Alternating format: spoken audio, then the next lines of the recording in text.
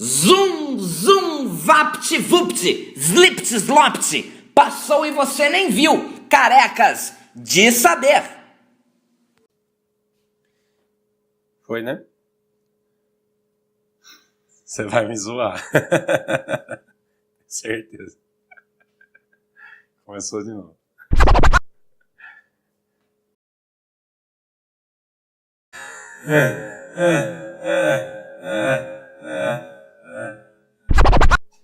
E aí, minha gente, estamos aqui de volta para mais uma aula de geografia. Sou o professor Gus e hoje a gente vai falar um pouquinho sobre aquecimento global.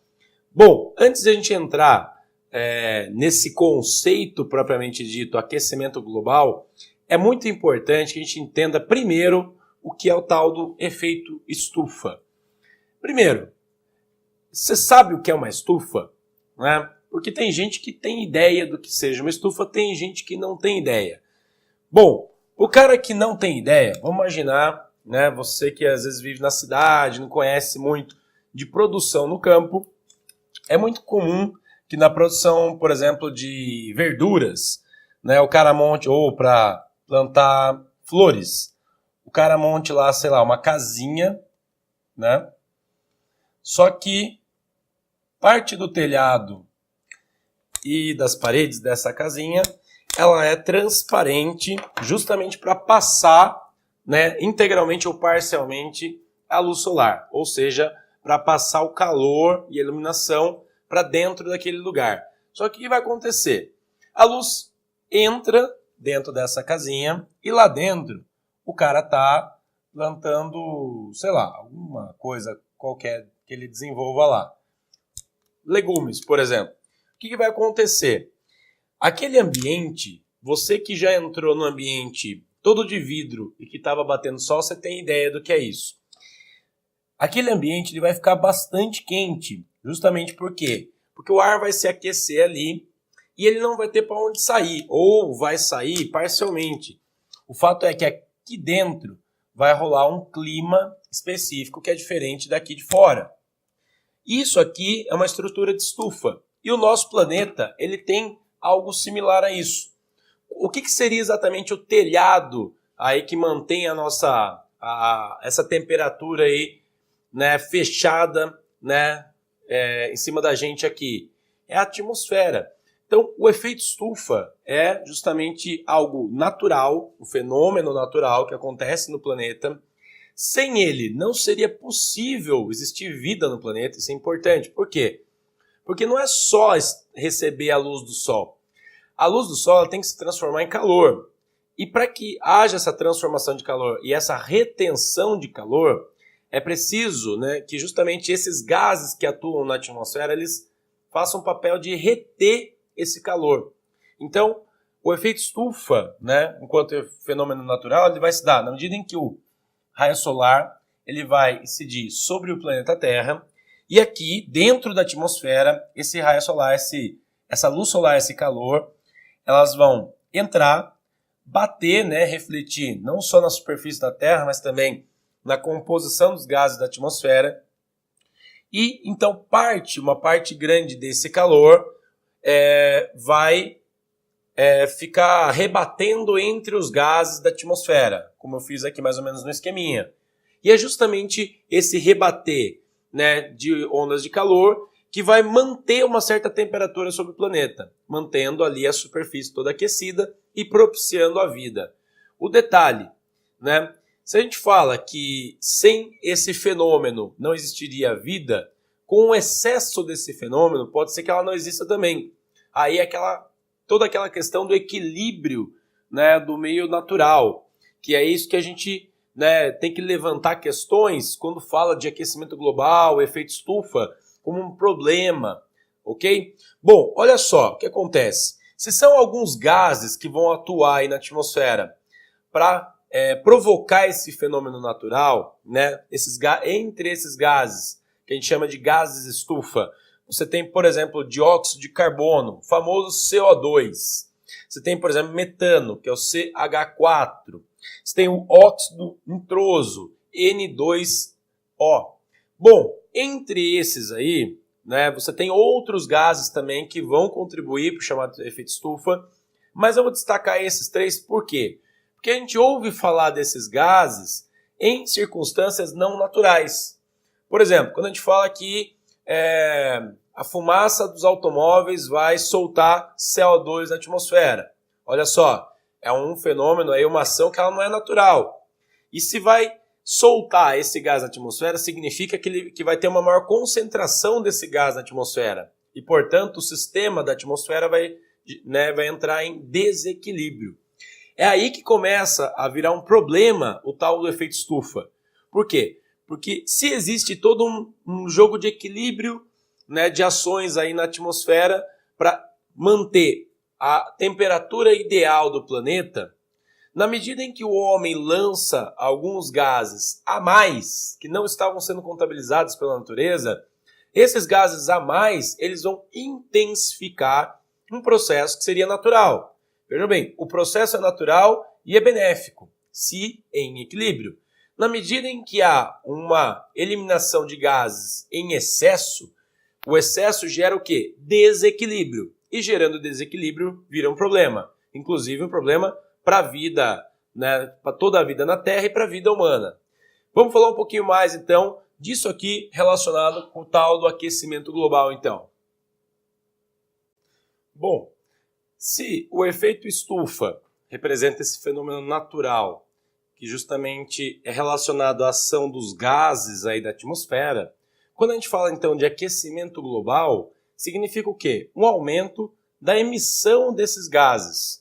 Então, a tese do aquecimento global, vejam bem, vamos começar pela ideia de que isso aqui é uma tese científica, e na ciência nem sempre todo mundo concorda.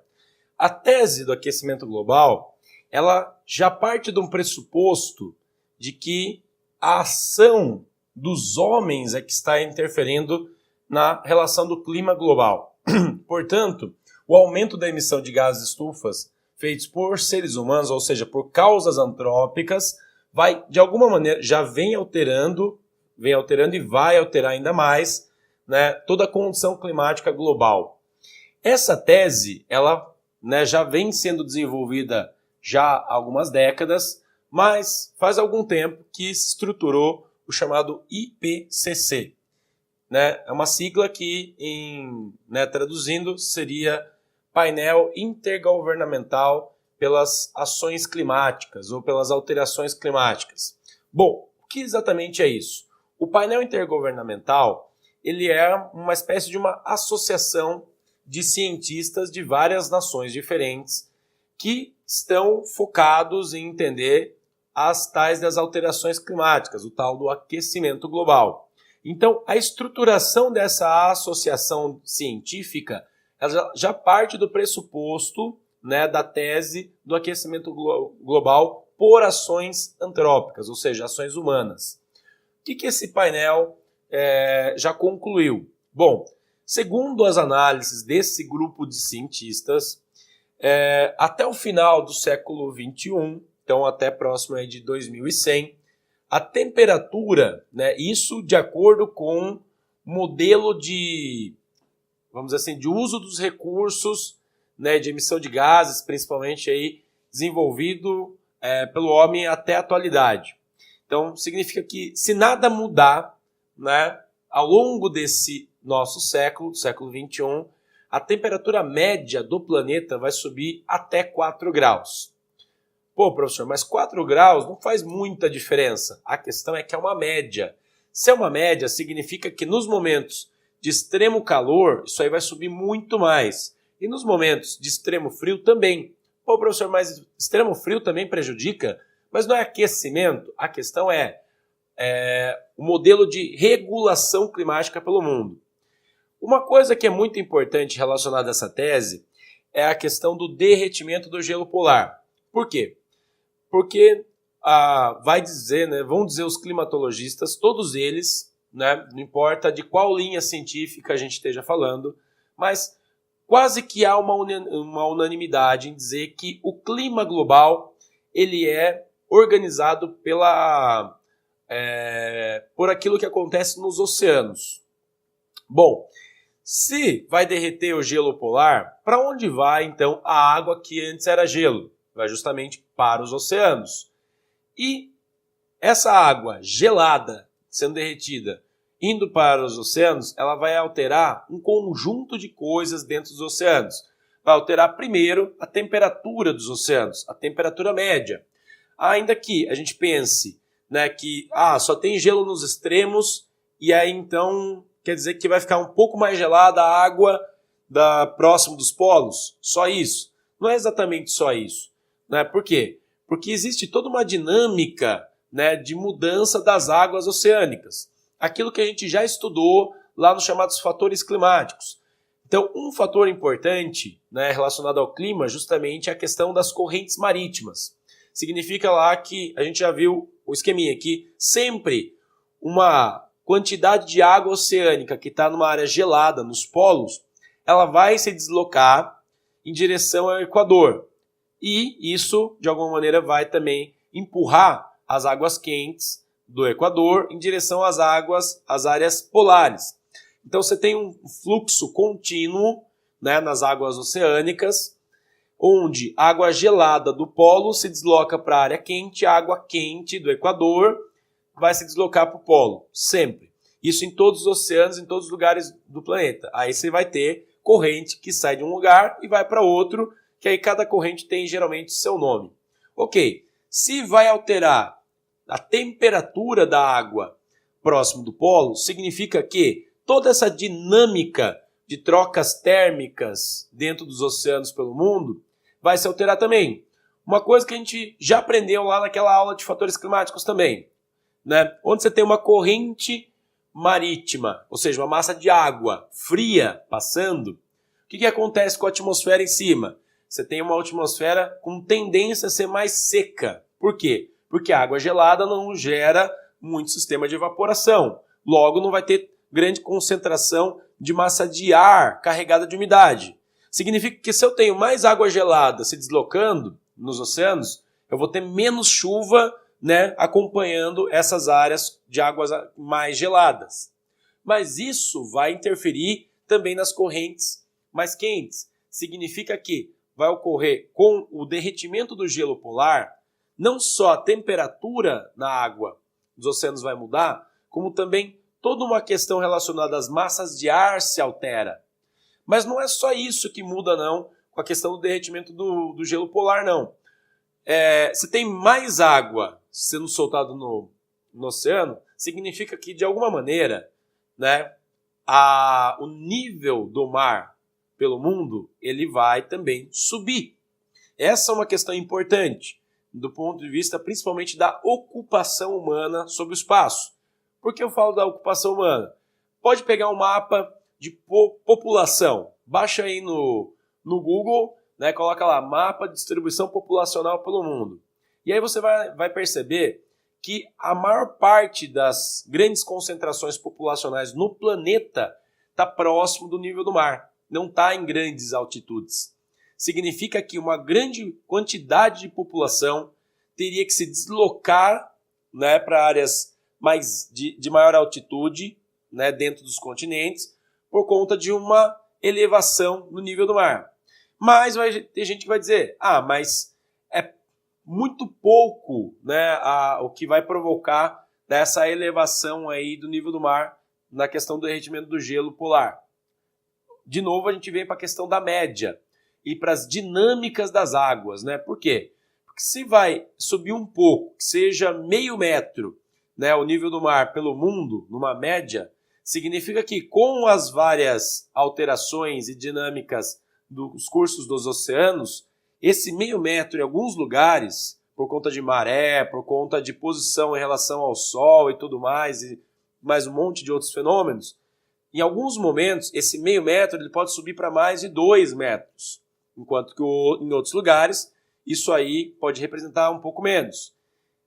Pensar uma elevação de 1 metro do nível do mar já é provocar um grande afastamento de populações de áreas marítimas.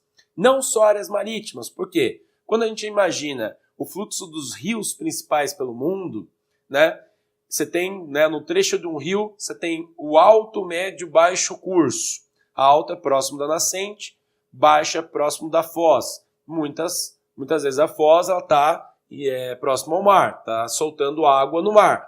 E é justamente ali também uma área de grande intensidade de população. Significa que, novamente, não é só a população de beira de mar, mas é de beira de rio também, que teria que se deslocar. Só para a gente ter uma ideia do que isso representa, você imagina então que uma alteração mínima que seja no nível do mar no mundo, ela provocaria, por exemplo, um alagamento de uma grande parte do baixo e médio curso do rio Mississippi no centro dos Estados Unidos, né? Provocando uma diminuição das áreas continentais desse país.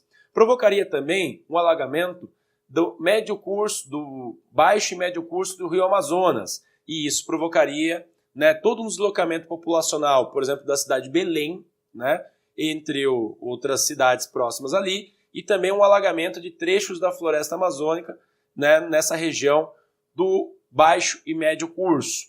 Então, né, pegando o mapa do Brasil, até a região de Santarém, você teria uma entrada, um alargamento ali da bacia do Amazonas. Entre outros vários exemplos que a gente poderia colocar. Questão no centro da Europa. Vejam bem, os Países Baixos já estão abaixo do nível do mar, né? Então, Holanda e Bélgica. Se ocorrer, né, como é possível que ocorra, uma elevação do nível do mar, pode ser que esses países não consigam resistir a essa elevação ou tenham que aumentar ainda mais os seus diques, uma vez que os caras já têm know-how para ficar abaixo do nível do mar também. A questão é, um rio muito importante para o centro da Europa, que é o rio Reno, ele vai desaguar no porto de Roterdã, na Holanda. E o rio Reno ele é um canal muito importante de acesso do mar ao centro da Europa. Bom, se o nível do mar subisse, como dito pelo painel intergovernamental, significa que iria ter ali também uma ampliação das margens do rio Reno, o que alteraria todo um cenário também econômico, populacional no centro da Europa. Vejam bem, as prescrições, né, os levantamentos feitos pelo IPCC, eles dão um cenário meio que apocalíptico, né, para o nosso século XXI. Né? Isso tudo relacionado à questão do clima. E é por isso mesmo que eles são muito enfáticos, né, em dizer que a dinâmica da economia, da sociedade, dos governos tem que pensar muito seriamente na questão climática para promover alterações de comportamentos, de modos, né, das sociedades atuais repensarem a questão da emissão de gases, entre outras questões relacionadas aí a fatores ambientais, a conservação do equilíbrio natural. Bom, então a gente já entendeu que o aquecimento global ele não é essencialmente um problema, né? Assim como o efeito estufa, ele é necessário à sobrevivência da vida na Terra. No entanto, quando a gente fala desse aumento da emissão de gases, partindo da tese, né, das causas antrópicas, você tem o quê? Uma desregulação climática que vai provocar um conjunto enorme de alterações na relação do clima com a vida na Terra, como ela está e é conhecida e usada pelos homens hoje. Agora, só para a gente pontuar aqui, né, colocar o diabinho no ombro. Tem um conjunto de cientistas, também de grande prestígio, né, de importância igual àqueles que estão ligados ao IPCC, né, principalmente cientistas da geologia e da climatologia, né, que eles vão negar tudo isso.